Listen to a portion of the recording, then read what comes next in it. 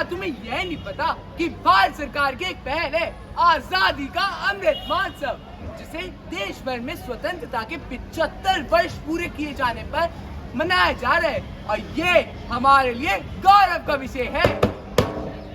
देशभक्ति के रंग में रंगा हिंदुस्तान अलग अलग अंदाज में मना रहा है आजादी का अमृत महोत्सव। क्या तुम्हें पता है कि इस कैंपेन के तहत देश स्वतंत्रता की लड़ाई के बेहतरीन इतिहास का जश्न मना रहा है? देखो, मैं तुम्हें बताता हूँ कि यूपी के कानपुर में आधुनिक हथियारों की प्रदर्शन लगाई गई है और तो और अनेक संगठनों द्वारा अनेक कार्यक्रम आयोजित किए गए हैं। देखो देखो, सुनो सुनो, बात पते की मेरी सुनो।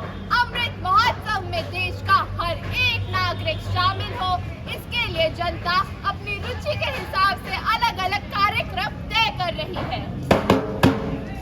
जबलपुर में भारतीय सेना की टैंक, तोप, हैंड ग्रेनेड, मल्टी बैरगन इत्यादि वाहनों की प्रदर्शनी भी चल रही है। तो चलिए साहिबान, मेहमान, कदरदान, इस उत्सव का उद्देश्य केवल एक दिन का आनंद मनाना नहीं है, बल्कि देश के प्रति भावना को जागृत करना है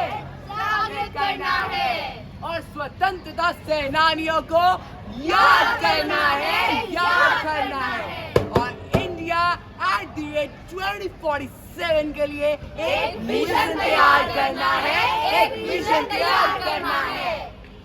देखो, भारत की आजादी को पूरे 75 साल होने वाले हैं, जिसमें भारत को आजादी दिलाने के लिए लाखों देशवासियों ने अपना खून पसीना भी बहाया है।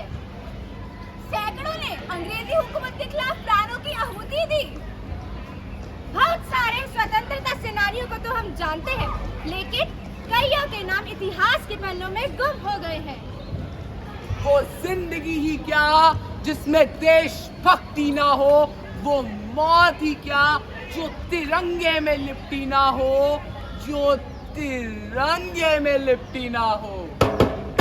मैं तुम्हें बताता हूँ ऐसे पहले स्वतंत्रता सेनानी का नाम जो थे अवध बिहारी। अवध बिहारी ने अंग्रेजी हुकूमत के खिलाफ उत्तर प्रदेश और पंजाब में मोर्चा संभाला था और लॉर्ड हार्डिंग के खिलाफ बम फेंकने की तैयारी भी की थी। इन्होंने 1910 से 1916 तक भारत के गवर्नर जनरल के रूप में भी काम किया।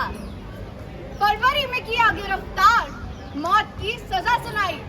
1 मई 1915 में अंबाला की जेल में जुल्मियों ने इन्हें फांसी लगाई।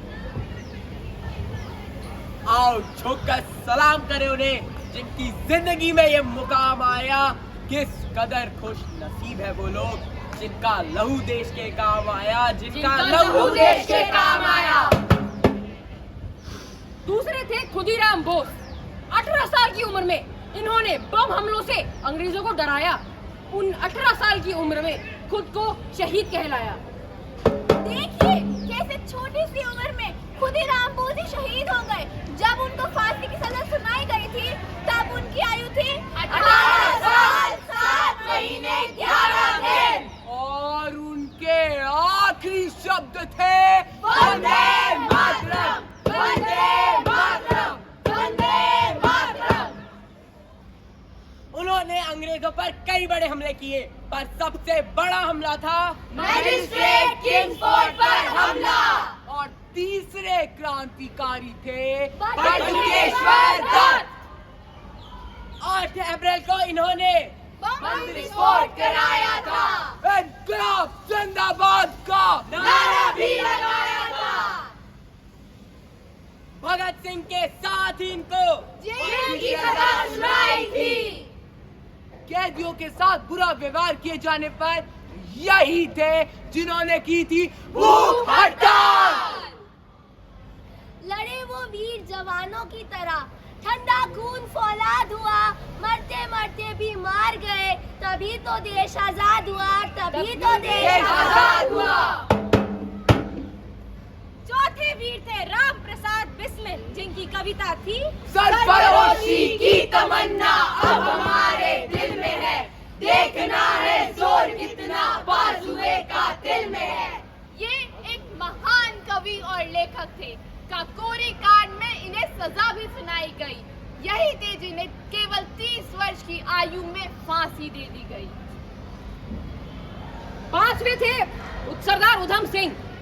ये इन्होंने जलियांवाला बाग हत्याकांड के पीछे जनरल डायर की मौत की साजिश की थी। इन्होंने शपथ ली थी कि जनरल डायर को मारेंगे। इन्होंने जलियांवाला बाग का बदला लिया, जनरल डायर को मार दिया। नेहरू गांधी ने निंदा की, मगर एक थे सुभाष चंद्र बोस जिन्होंने खुले दिल से तारीफ की। इन्हें जनरल डायर की मौत के अपराध में फांसी की सजा सुनाई गई थी। आजादी के अमृत महोत्सव का उद्देश्य केवल उत्सव मनाना नहीं है, देशभक्ति के गीत गाना नहीं है, देश को सजाना नहीं है, सिर्फ एक दिन के लिए देशभक्ति जगाना नहीं है। तो फिर क्या है इसका उद्देश्य? सभी भारतीयों के मन में जो देश प्रेम की भावना को जगाना है, गुमनाम शहीदों व वीरों के बारे में जन जन को बताना है, जन जन को बताना है। दिलाई जिन्होंने आजादी, मुझे उन पर गर्व है। आजादी का अमृत महोत्सव मनाने का ये पर्व है।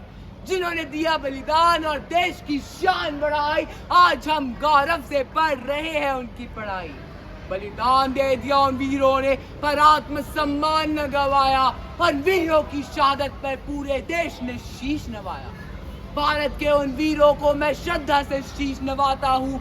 मैं आज खुद को गर्व से भारतवासी कहलाता हूँ। देशवासी हम भारत के धर्म के मार्ग को अपनाते हैं, देश प्रेम की धारा को जन जन में बहाते हैं, जन जन में बहाते हैं, जन जन में बहाते हैं। बलिदानियों की बलिदानी को यूं ही नहीं गंवाना है, हमें अपने देश की उन्नति के खातिर कुछ कर दिखलाना है, कुछ कर दिखलाना है, कुछ कर दिखलाना है। वंदे मातरम, वंदे मातरम।